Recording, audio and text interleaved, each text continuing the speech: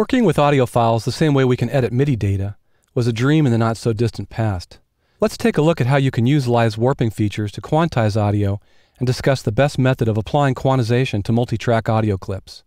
So setting and moving warp markers can get tedious, especially if you have a clip that needs a lot of rhythm error correction. But audio can now be quantized just like MIDI. Let's take a look at how that works.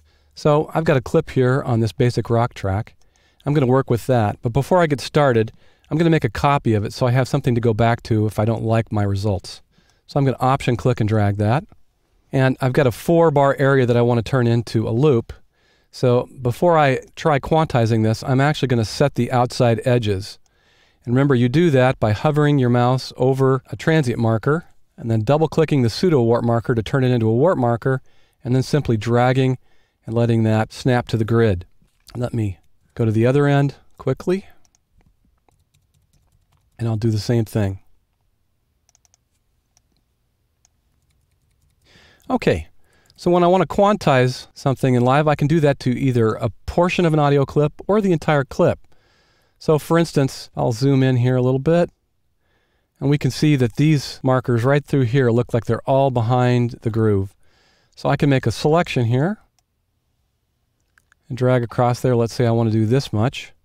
And now I can quantize this by invoking the quantize command that's found by right-clicking on your selection, and then from the contextual menu, you can see I've got both quantize and quantize settings.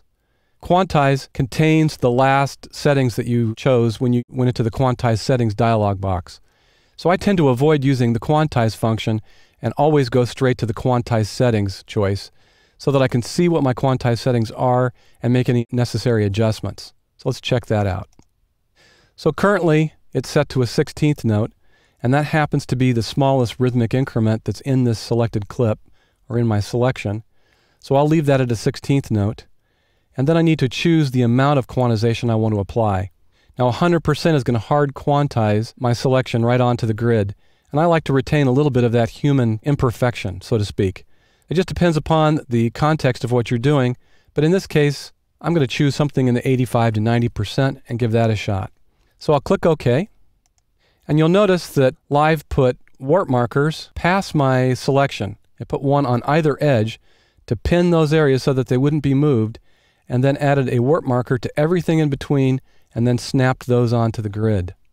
So I can do that with just a portion of the clip, or I can actually do it with the entire selection that I'm working with. So let me zoom back out. I'll select everything between those warp markers. And this time I'm going to bring up that dialog box by using the shortcut, which on a Mac is Command-Shift-U, or on a PC, Control-Shift-U. Again, my quantize amount is set to the smallest rhythmic increment in the selection. I've got my amount set. I'll say OK. And it's now added warp markers to every one of those transients. Let's check out what that sounds like.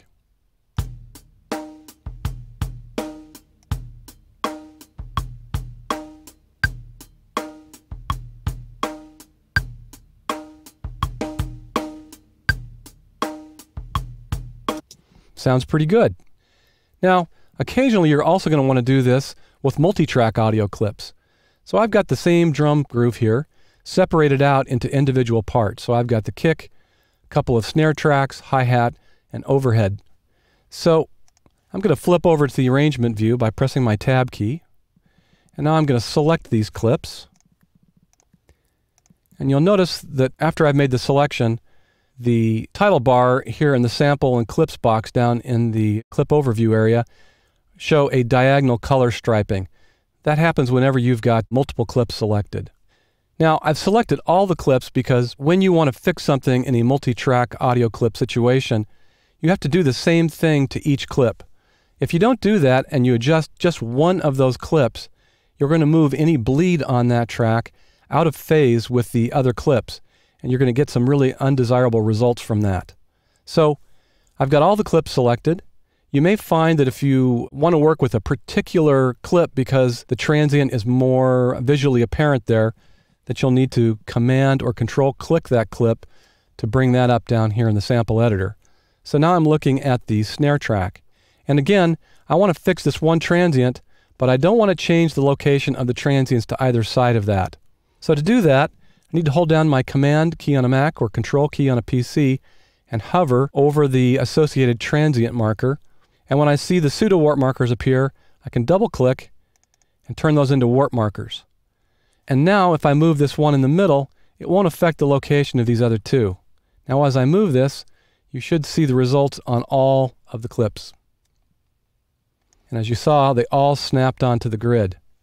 So now you know how to quantize audio clips and fix rhythmic errors in multi-track audio files.